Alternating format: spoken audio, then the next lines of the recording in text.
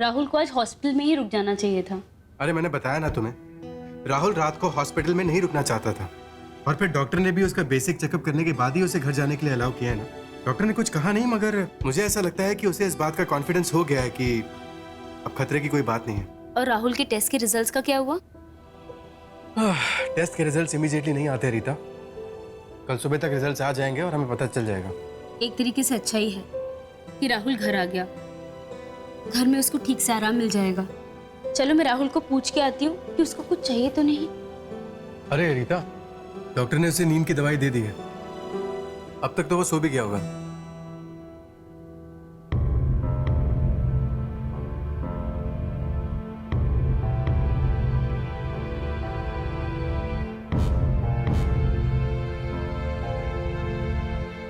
इसने जिन 2 लोगों को मारा है ना, उन्होंने इसके खिलाफ कंप्लेंट की है, इसीलिए इसे लेके जा रहे हैं। बेटा तू तो गया 2-4 साल के लिए अंदर, अब तू यहीं सड़ेगा।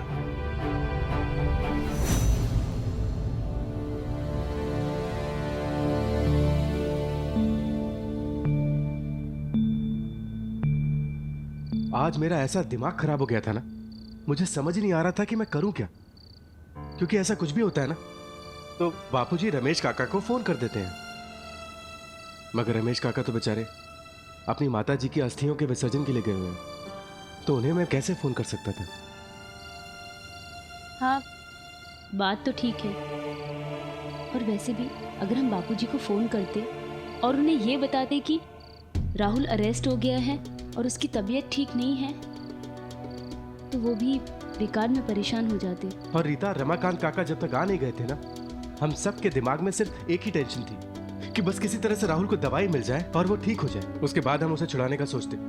लेकिन एक बात है, हाँ, रमाकांत काका उनका मानना पड़ेगा।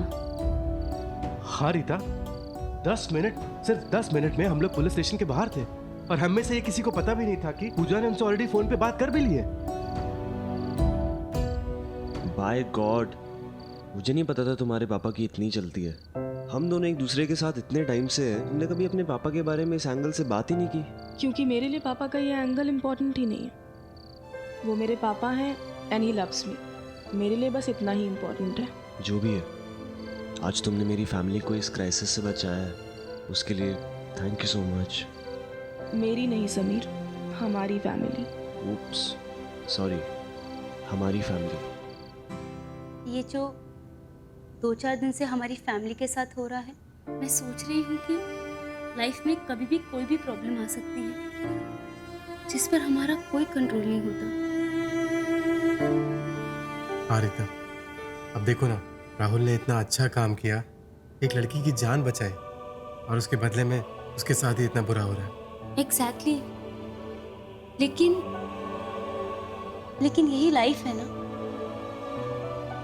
कभी भी किसके साथ कुछ भी हो सकता है। हम जो खुद के लिए प्रॉब्लम्स क्रिएट करते हैं ना, कम से कम हमें वो नहीं करनी चाहिए। जब तक खुश रह सकते हैं तब तक खुश रहना चाहिए। Very true. रीता, तुम क्या सजेस्ट कर रही हो, हमें क्या करना चाहिए? क्योंकि रीता, फ्रॉम माई साइड, तुम मुझे जो कहोगी मैं वैसा करूंगा। देखिए, हमारी लाइफ में सिर्फ एक ही प्रॉब्लम है, और मैं चाहती हूँ कि आप वो वाली बात हमारे बीच में कभी नहीं लेके आए, और मैं भी नहीं लेके आऊंगी वो वाली बात। अच्छा, माया वाली बात। I am sorry, I am really sorry Rita. मैं वो बात हमारे बीच में कभी नहीं लाऊंगा।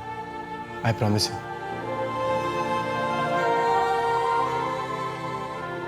मैं भी नहीं लेके आऊंगी। I promise.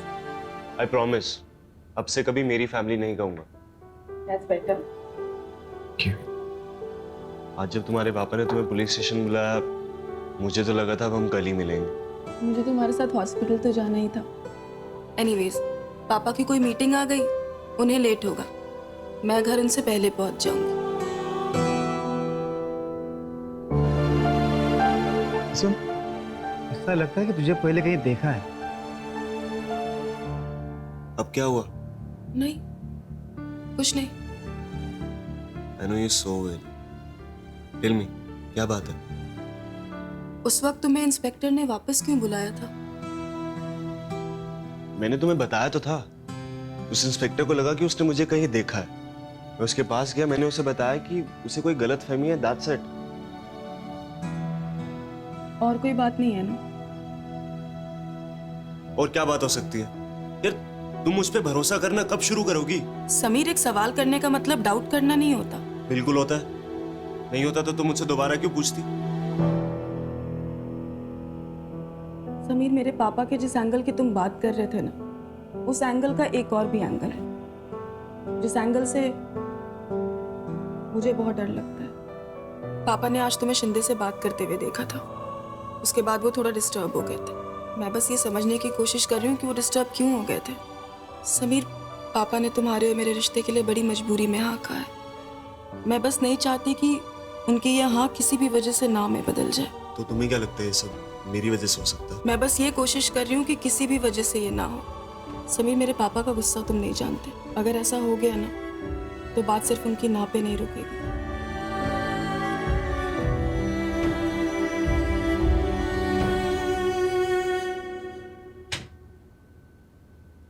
Gayatri, I am really sorry. मैं जानता हूँ ये जो कुछ हो रहा है सब मेरी वजह से। इंदर, ये सब मेरी वजह से हो रहा है। ये तो जोक हो गया ताई, क्योंकि मुझे लग रहा है ये सब मेरी वजह से हो रहा है। तू अपनी बात क्यों कर रहा है इंदर? तू सोच भी नहीं सकता तेरे आने से मुझे कितनी खुशी मिली है। और परिमल और गायत्री को भी तेरे से कोई शिकायत नहीं है। लेकिन उनको मुझसे शिकायत तो होनी चाहिए ना ताई। इनफैक्ट सब लोगों को मुझसे शिकायत होनी चाहिए। आखिर मेरी वजह से इनके माँ और बाबूजी में इतनी प्रॉब्लम हो रही है। आप और जीजा जी एक दूसरे से अलग रह रहे हैं। प्रॉब्लम हुई है तो खत्म भी हो जाएगी। मैं और सेठ जी एक दूसरे से ज्यादा दिन तक नाराज नहीं रह सकते। जब मैं वहां चली जाऊंगी तो उन्हें सॉरी कह दूंगी, वो भी मुझे माफ कर देंगे। बस हो गई बात खत्म। ताई, बार बार मेरे दिल में ख्याल आता है, क्या जीजा जी मुझे कभी माफ नहीं कर पाएंगे? क्या मैं उनकी नफरत का बोझ अपने सीने पर लेकर ही मर जाऊंगा? इंदर, भले ही तूने ऐसा ना चाहा हो, लेकिन इन्होंने अपनी बहन जैसी लड़की तो खोई है ना। अपने दोस्त का प्यार खोया है और इसी वजह से उन्होंने अपना घर और अपना गांव भी खो दिया। ये वो कैसे भूल सकते हैं? यही ताई,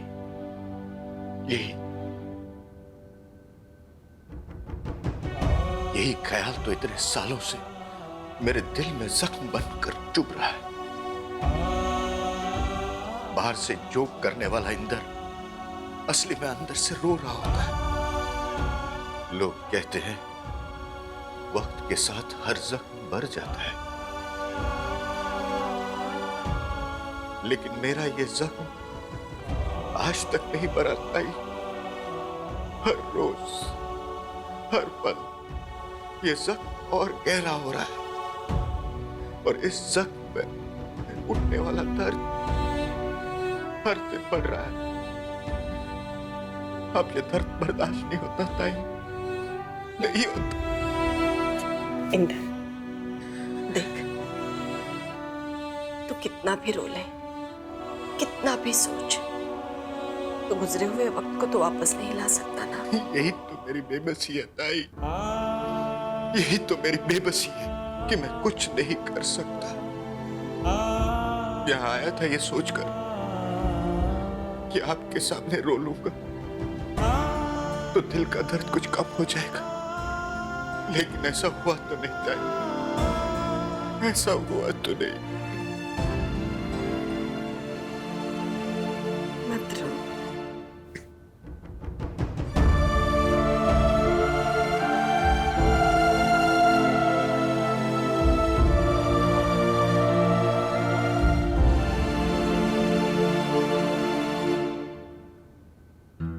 एक तो चाची मुझसे पहले से ही नाराज थी कि मैंने उनसे आपकी पूना जाने वाली बात छुपाई।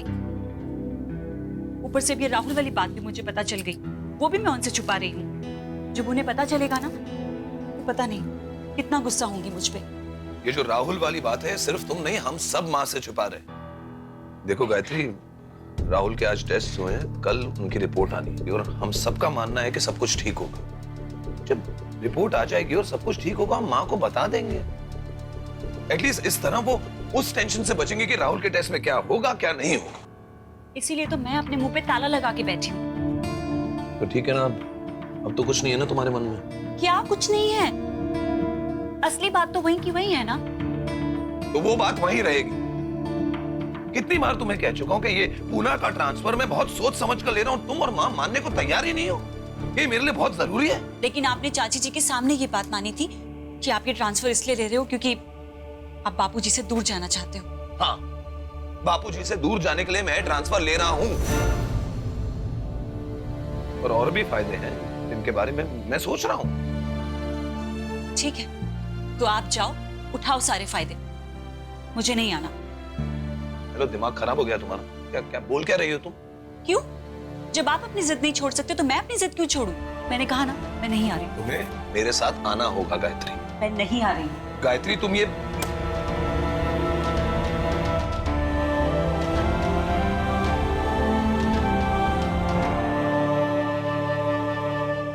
जरा फोन तो करो राहुल को, देखो क्या हो रहा है। डॉक्टर क्या कह रहे हैं, वो कब आएगा?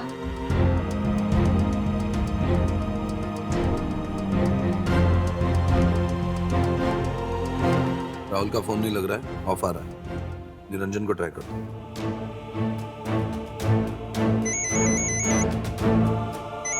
अरे उनका फोन तो ये रहा, यहीं भूल गए। निरंजन हमेशा ऐसे करता है।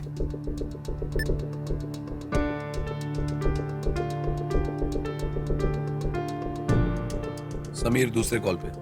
लेकिन मां, मुझे एक बात बताओ, बार बार फोन करके क्या फायदा?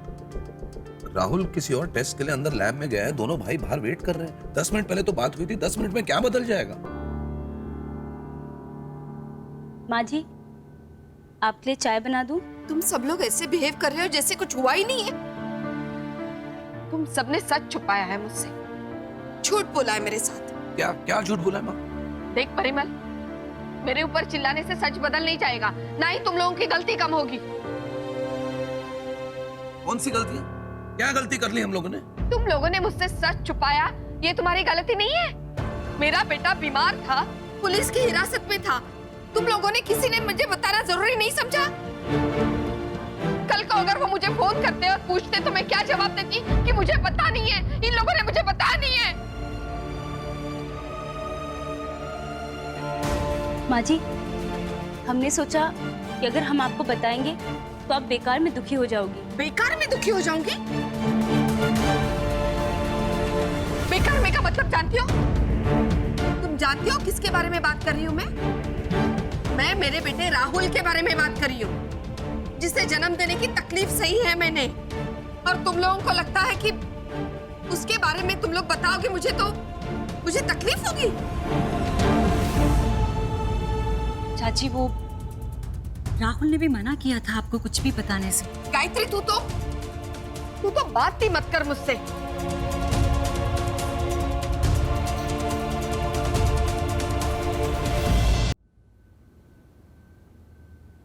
मां, ये तो गलत बात है। तुम गायत्री पर क्यों गुस्सा हो रही हो? अरे इस बेचारी को तो कुछ नहीं पता था, वो तो तुम्हारे कपड़े लेने यहाँ पर आई थी। जब हम राहुल को आराम से वापस लेकर आ चुके थे तब उसे पता चला। लेकिन तब तो बता सकती थी मुझे, नहीं बताया ना उसने। और इस वक्त मैं गायत्री की नहीं, मैं तेरी बात कर रही हूँ। परिमल, तुम्हारे पिताजी घर पे नहीं है, इसका मतलब क्या है? हमारा बड़ा बेटा होने के नाते उनके पीछे उनकी सारी जिम्मेदारियां तेरी है। जिम्मेदारियां? मतलब मैं अपनी जिम्मेदारियां नहीं निभा रहा हूं? मां, शायद तुम्हें पता नहीं है, जब निरंजन का कल फोन आया ना, तब मैं ऑफिस में एक बहुत इंपॉर्टेंट क्लाइंट के साथ मीटिंग में था। उसे छोड़कर मैं वहां से निकला। मेरा एक दोस्त है वकील, उसे फोन किया था कि वो पुलिस स्टेशन पहुंचे। पुलिस स्टेशन गया, वहां पर जो कुछ हुआ वो छोड़ो, वहां से राहुल को लेकर हॉस्पिटल गया। फिर भी तुम कह रही हो कि मैंने अपनी जिम्मेदारियां पूरी नहीं की। मुझसे जो हो सका मां मैंने वो किया, पर मैं भूल गया ना कि राजा जी घर पर नहीं है, तो रानी मां को तो सब खबर होनी चाहिए, अपने बच्चों की, अपने प्रजा की, अपने गुलामों की।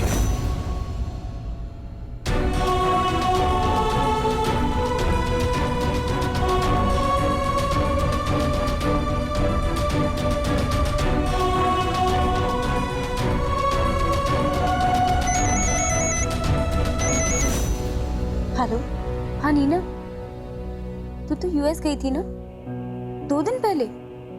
अच्छा 1 मिनट, माँ जी एक इम्पोर्टेंट कॉल है, मैं आती हूँ।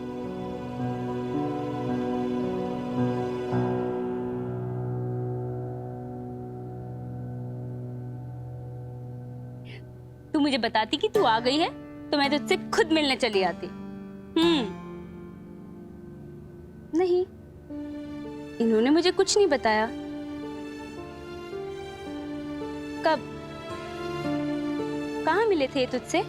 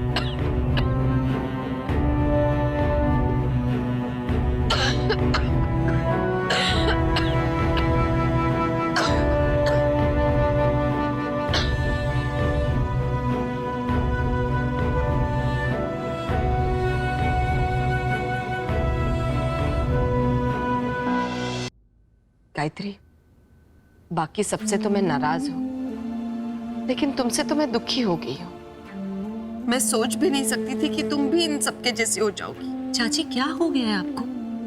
जब से आपका और चाचा जी का वो इंद्र मामा जी वाला किस्सा चल रहा है, तब से आप नाराज रहती हैं। हर किसी से नाराज रहती हैं आप, और शायद खुद से भी। कोई खुद से नाराज नहीं हूँ, मैंने कोई गलती नहीं की, और बाकी सबसे नाराज हूँ तो उसकी वजह है मेरे पास। मैं यहाँ पे सबकी बात नहीं कर रही चाची, सिर्फ अपनी बात कर रही हूँ। मुझसे क्यों नाराज हैं आप?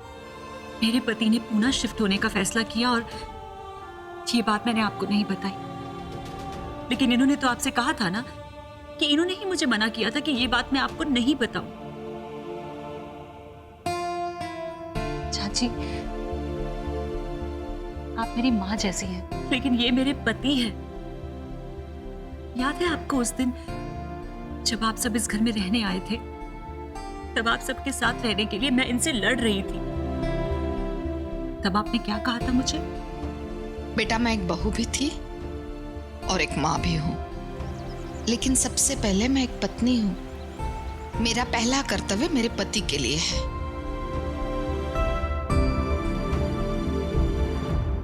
मैंने ये तो नहीं कहा ना कि अपने पति की बात मत मान। लेकिन मैं वो भी कर रही हूँ चाची। आप सबके साथ रहने के लिए मैं दिन रात इनसे झगड़ा कर रही हूँ, और कल तो मैंने इन्हें यहाँ तक कह दिया कि अगर इन्होंने अपने पुणे जाने की जिद नहीं छोड़ी तो इन्हें अकेले जाना पड़ेगा। मैं नहीं जाऊंगी इनके साथ।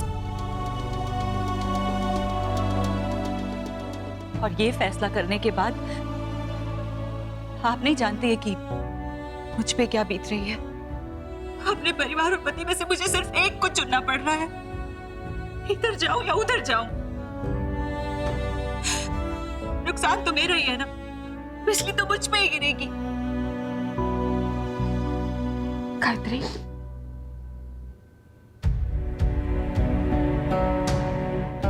मत रो गायत्री, मुझे ये सब नहीं पता था। चाची,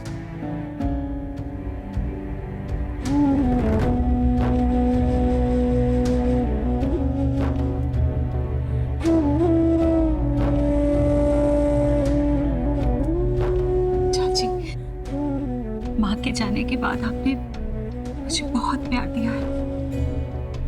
मैं आपकी नाराजगी बर्दाश्त नहीं कर सकती। तूने भी तो मुझे बेटी जैसा प्यार दिया है।